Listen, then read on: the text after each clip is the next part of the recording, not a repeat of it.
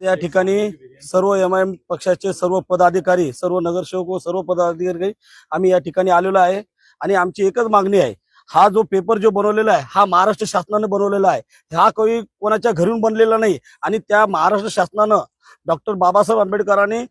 Member of the parliament असताना त्या टायमाला हा शब्द त्या ठिकाणी बॅन केलेला होता. जो महात्मा गांधीजीने हा हरिजन शब्द वापरला होता त्या टायमाला डॉक्टर बाबासाहेब आंबेडकरांनी त्याला बंदी घातली होती आणि बंदी घातल्याच्या नंतर हा शब्द आज जर या ठिकाणी वापरताय आणि इम्तियाज अली साहेबांनी हा शब्द ज्या 7/12 हा शब्द लिहिलेला आहे, महाराष्ट्र शासन त्याच्यावरती नाव आहे आणि मग हा जर गुन्हा जर समजा हरिजन हा शब्द वापरून जर साहेबांवरती गुन्हे दाखल होत असेल तर माझं म्हणणं या ठिकाणी कलेक्टर साहेबांवरती सुद्धा गुन्हे दाखल झाले पाहिजे,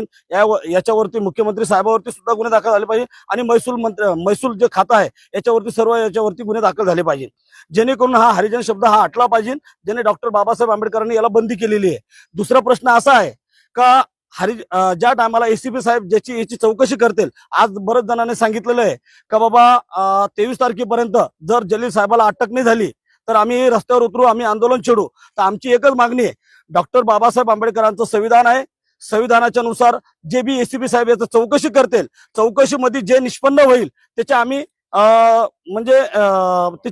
मान्यता करू आम्ही तिची. पण मला हे सांगायचं आहे, ACP साहेबांनी चौकशी करत असताना हा हरिजन शब्द हा 7/12 असल्यामुळे त्याने हा शब्दाला बॅन लावलं पाहिजे आणि चौकशी करत असताना त्याच्यामध्ये 169 या शब्दाचा 169 करून त्याला बी फायनल करता येतं. हे ACP साहेबांनी त्याची दक्षता घ्यावा आणि त्याला 169 करून त्याला बंदी करा आणि हरिजन शब्द हा बंद करून हा महाराष्ट्र शासनाला GR मंजूर करा. हा फक्त औरंगाबाद जिल्ह्यापुरता नाही तर संपूर्ण भारतासाठी हा हरिजन शब्द लागू होतो. म्हणून मला हे म्हणायचं, सगळं महसूल खातं जे आहे ते हे पूर्ण भारतामध्ये आहे आणि भारतामध्ये प्रत्येक ठिकाणी जमीन आहे, ते जमीन ज्या ठिकाणी आहे त्या ठिकाणी हरिजन शब्द हा वापरला जातो. म्हणून हा शब्द भारतामधून याला बंदी करण्यात यावा आणि एवढीच बस माझी विनंती आहे. आणि असं तुम्ही सगळे आम्हाला सहकार्य करावं आणि येणाऱ्या काळामध्ये खासदार इम्तियाज अली साहेब यांच्यावरती अनेक जण चिखल उधळण्याचं काम करतात, त्यांच्या बंगल्यावरती चिखल उधळण्याचं काम करतात. माझी तर सर्वांना हात जोडून विनंती आहे, माजी खासदार इम्तियाज अली साहेबांनी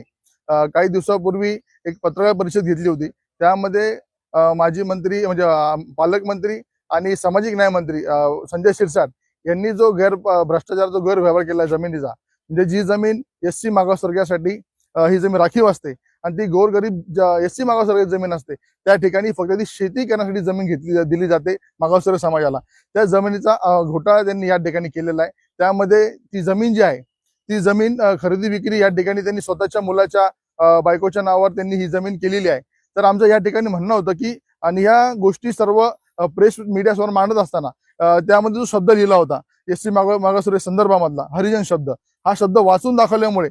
काही लोकांनी 7/12 लिहिलेला तो शब्द होता, तो शब्द वाचून दाखवल्यामुळे काही लोकांनी त्यांच्या विरुद्ध अॅट्रॉसिटीचा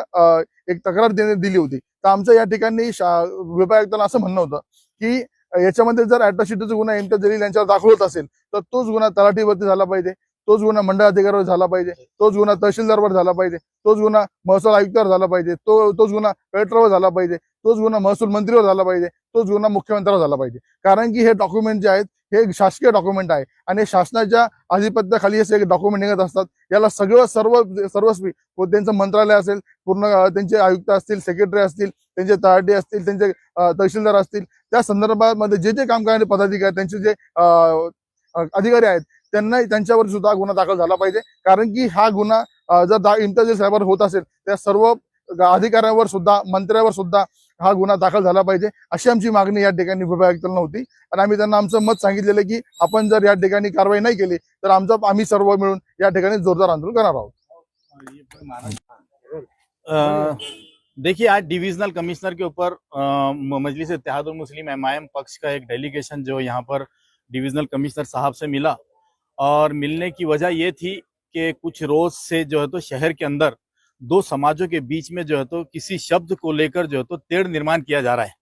आपने देखा होगा कि कुछ दिन पहले यहाँ के पालक मंत्री के बारे में जो है तो इम्तियाज जलील साहब ने कुछ ऐसे बातें कही जिससे ये क्लियर नजर आ रहा है कि वो अपने पद का दुरुपयोग कर रहे हैं, पोस्ट का दुरुपयोग कर रहे हैं और किस तरह वो जो है तो यहाँ पर लूट मार मचाए हुए है. तो उसी वजह से उन्होंने एक प्रेस कॉन्फ्रेंस के अंदर जिस पेपर को पढ़ा था उसी के अंदर एक शब्द लिखा हुआ था जिससे बहुत सारे लोगों को नहीं, हमको भी ऑब्जेक्शन है, लेकिन हम वो ऑब्जेक्शन लेकर किसी समाज के बीच में लड़ाई नहीं करने के बदले हम लोग जो है तो यहाँ पर डिविजनल कमिश्नर के पास आए कि भाई ये शब्द को आप परमानेंटली जो है तो खत्म कर दे यहाँ से, क्योंकि इसका कानून ऑलरेडी बन चुका है कि ये शब्द यूज नहीं होगा। लेकिन इम्तियाज जलील साहब ने पढ़ा था, सिर्फ उन्होंने अपने मन से नहीं कहा था। लेकिन यहाँ के कुछ लोग बात को पतंगड़ बना रहे हैं और यहाँ डिविजनल कमिश्नर में आके समाज को इंसाफ दिलाने के बदले जो इस लड़ाई को जो रोडों पे लड़ने के दो समाजों के बीच में किस तरह तेड़ निर्माण हो सकता है उसका काम कर रहे हैं। लेकिन एमआईएम चाहती है कि समाजों के बीच में मोहब्बत कायम रहे,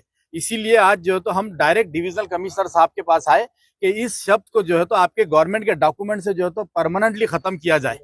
हम समझते हैं कि पूरे महाराष्ट्र से इस वर्ड को, जो जिस समाज को जो वर्ड सुनने से तकलीफ होती है, हम बोलना भी नहीं चाहेंगे, उस वर्ड को जो है तो, उस शब्द को जो है तो पूरे महाराष्ट्र से जो है तो महसूल विभाग से जो है तो उस शब्द को खत्म किया जाए, ऐसी मांग हमने यहाँ की और जल्द से जल्द किया जाए। अगर नहीं करेंगे तो ऐसा लोगों के जैसा हम समाजों में तेड़ निर्माण करने के बदला जो है तो महाराष्ट्र की सड़कों पे उतरेंगे, पूरे महाराष्ट्र के आंदोलन करेंगे एमआईएम पक्ष, और कहेगी कि ये जो शब्द जिससे समाज के अंदर जो है तो एक फितना पैदा हो रहा है समाजों के अंदर और किसी को बुरा लग रहा है, तो वो बुराई को खत्म करने के लिए हम काम करेंगे, ना कि हम एक दूसरे के ऊपर कीचड़ उछालने में लगेंगे। आज यहाँ हम एमआईएम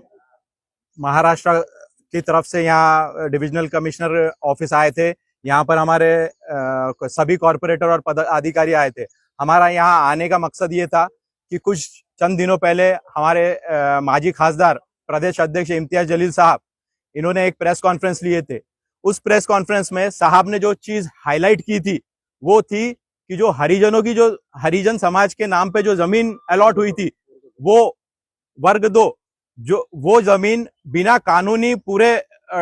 उसका रेडी रेकनर, आधा रेडी रेकनर भरना पड़ता है, वो बिना ड्यू प्रोसीजर फॉलो किए उन्होंने अपने पत्नी और अपने बच्चे के नाम पे अपने जो आमदार साहब है, पालक मंत्री साहब है, उन्होंने इलीगल तरीके से ट्रांसफर की थी। इस चीज को साहब ने हाईलाइट किए। ये चीज हाईलाइट करते हुए साहब ने जब वो जो साथ में गवर्नमेंट का डॉक्यूमेंट था 7/12, उस पे जो लिखा था ही जमीन हरिजन समाजासाठी अलॉट केलेली आहे, वो डॉक्यूमेंट पढ़ते हुए साहब ने जो हरिजन शब्द बोला है, तो कुछ लोग, कुछ ग्रुप्स हमारे इम्तियाज जलील साहब के खिलाफ एट्रोसिटी का गुना दाखिल कर रहे हैं। एट्रोसिटी का गुना दाखिल कर रहे हैं, ठीक है, लेकिन साहब का इंटेंशन किसी समाज को या किसी की भावना दुखाने का नहीं था। ये जो झूठे गुने दाखिल कर रहे हैं, ये तुरंत दाखिल होना बंद होना चाहिए। और हमारे पार्टी की ये डिमांड है कि जिस तरह हमारे साहब के ऊपर जो दाखिल कर रहे हैं, ये हमारे साहब पे नहीं दाखिल करते हुए ये डॉक्यूमेंट जो बनाता है, जैसा तलाटी हो गया, मंडल अधिकारी हो गया, तहसीलदार हो गया, कलेक्टर हो गया, रेवेन्यू के सभी डिपार्टमेंट के लोग और revenue minister plus chief minister of Maharashtra, सबसे पहले गुना उन पे दाखिल होना चाहिए। अगर गवर्नमेंट ने, सुप्रीम कोर्ट ने अगर उस शब्द को बैन किया है, तो फिर ये लोग आज की तारीख में वो शब्द कैसा इस्तेमाल करते हैं? ये गुना दाखिल अगर नहीं होता है तो एमआईएम महाराष्ट्र अपने तरीके से पूरे महाराष्ट्र में आंदोलन छेड़ेगी और सड़कों पे उतर के, यानी संवैधानिक तरीके से सड़कों पे उतर के आंदोलन करेगी। जय भीम, जय जय।